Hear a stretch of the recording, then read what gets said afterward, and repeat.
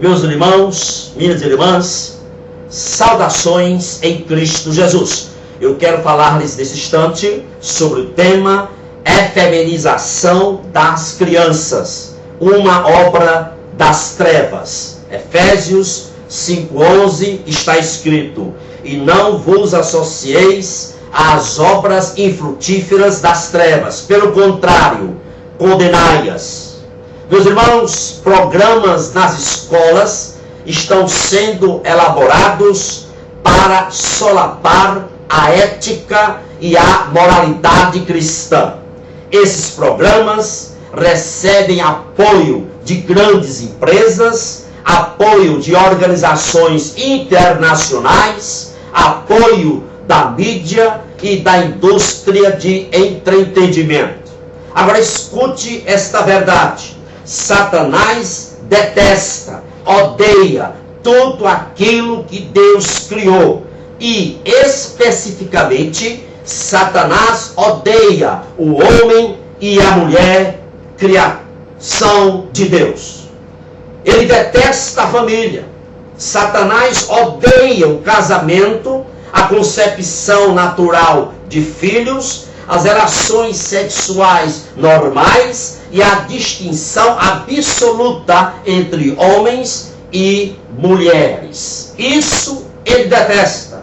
Por isso que Satanás quer obter o controle da educação nas escolas e nas universidades.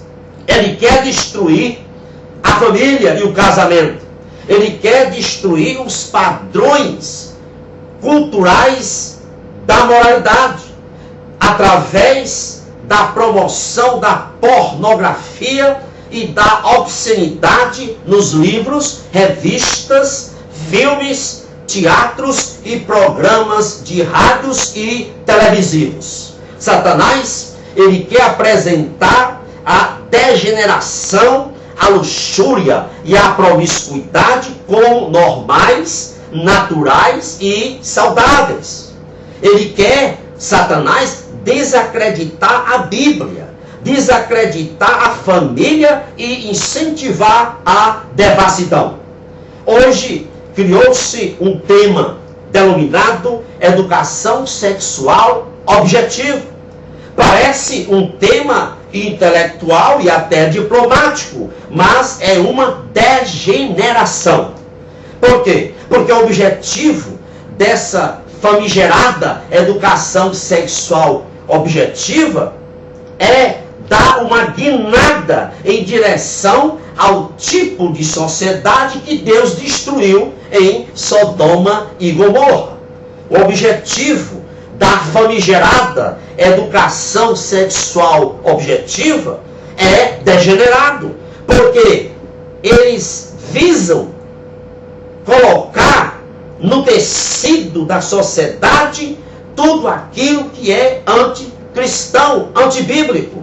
A educação, chamada educação sexual objetiva, é hostil ao cristianismo e insolente contra a Bíblia e aos valores bíblicos. Essa chamada educação sexual objetiva é uma invenção perigosa, porque ela foi planejada para causar danos emocionais às crianças e aos pré-adolescentes, expondo-os a material com cenas de sexo explícito, inclusive sexo homem com homem, mulher com mulher.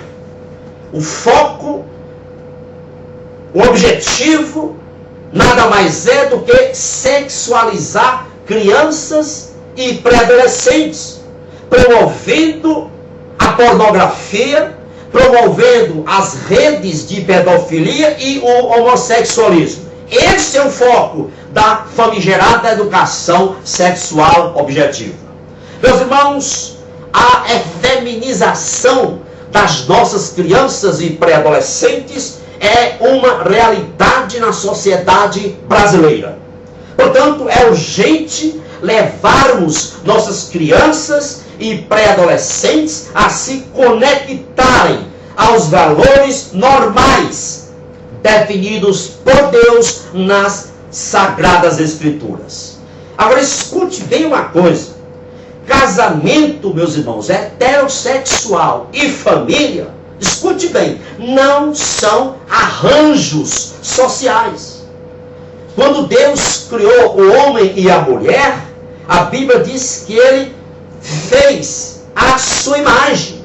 E Deus os abençoou o casal e colocou o seu selo de aprovação sobre o casamento heterossexual. Portanto, meus irmãos, os conceitos de casamento heterossexual e família nunca, jamais serão vazios de significado, porque foram estabelecidos por Deus.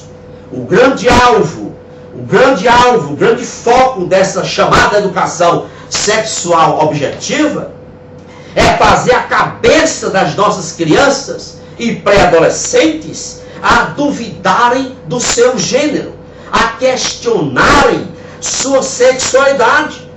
Para isto, o que é que eles querem? Eles querem oficializar nas escolas a linguagem neutra, a chamada linguagem neutra. Não é mais todo, nem é toda, é todes. Não é mais menino, nem menina, é menine. É isso que eles querem estabelecer. Obra das trevas. Os defensores desta obra das trevas hoje estão falando, entre aspas, nova retidão. Eles estão dando agora um conceito chamado nova retidão. Essa nova retidão diz que a ética e a moral é uma questão pessoal.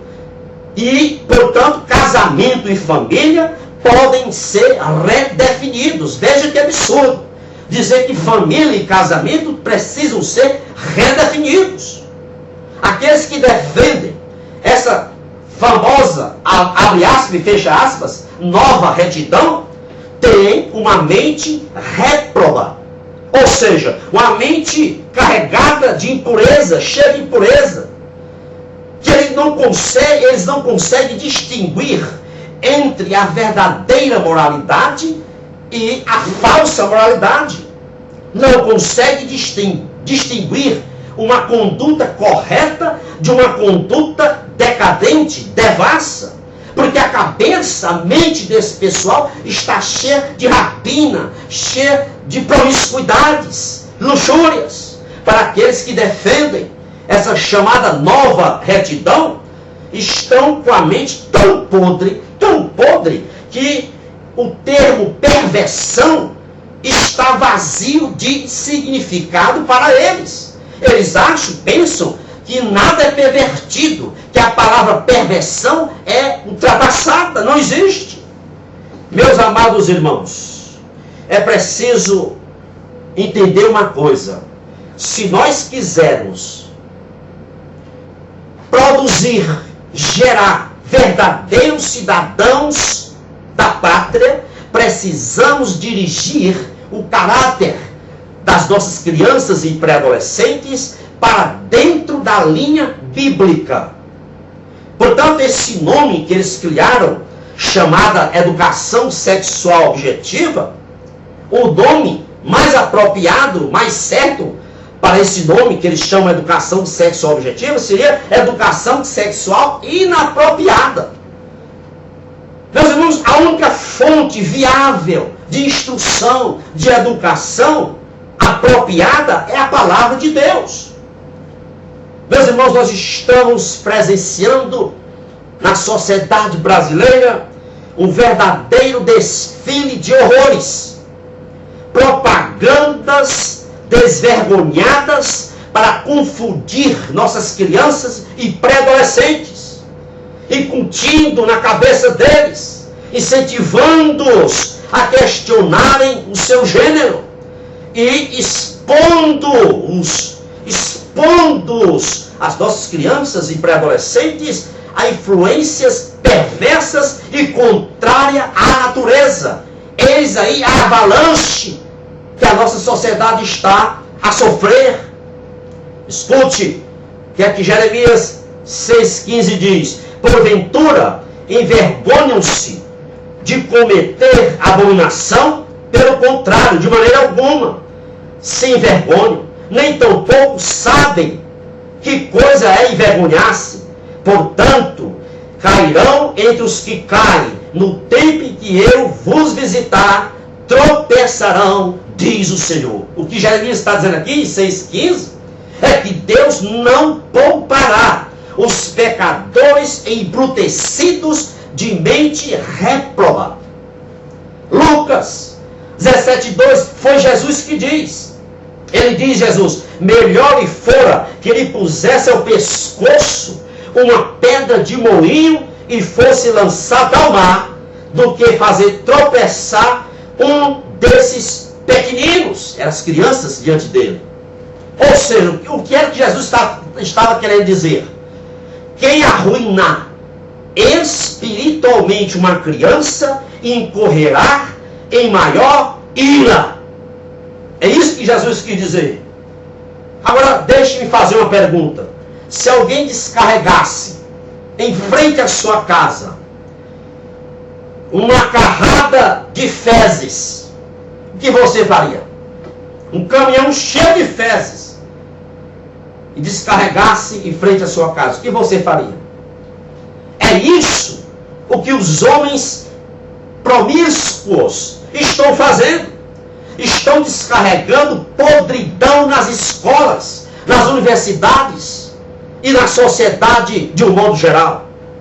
O lamentável é que pastores e pregadores estão tão distanciados da palavra de Deus, estão tão dispostos a permanecerem amigáveis com toda essa desvergonhada luxúria, que não fazem coisa alguma para soar o alarme. Isto é lamentável. Eu quero dizer a você que está me ouvindo, pastor presbiteriano, pastor batista, pastor assembleano, a covardia, escute bem, a covardia moral é pecado, é repugnante aos olhos de Deus. Ficar emudecido, ficar calado, ficar em cima do muro, diante dessa avalanche despudorada que está sendo descarregada na nossa sociedade, isto é abominável aos olhos de Deus. Se você ficar calado e não soar o alarme, não tocar a trombeta da santidade, você vai pagar sério diante de Deus. Que o Senhor tenha misericórdia de todos nós. Louvado seja Deus. Amém e amém. Que o Senhor te abençoe ricamente.